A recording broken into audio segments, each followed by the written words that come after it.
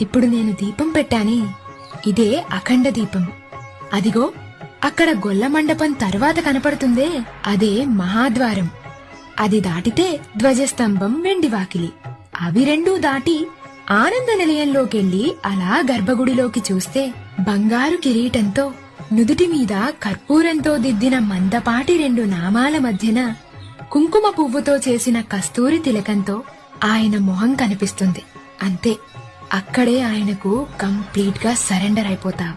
చెవులకు మకర కుండలు, కుడి చేతిలో సుదర్శన చక్రం, ఎడమ చేతిలో శంఖం. ఇంకో కుడి చేయి కాస్త ముందుకు చాచి ఆయన పాదాలు చూపిస్తుంటాడు చూడు, ఇవే బ్రహ్మ కడిగిన పాదాలు అన్నట్టు. ఇంకో ఎడమ చెయ్యి నేనున్నాను నీకంటూ అభయమిస్తుంటుంది. కుడి ఎద మీద లక్ష్మీదేవి, ఎడమ ఎద మీద పద్మావతీదేవి.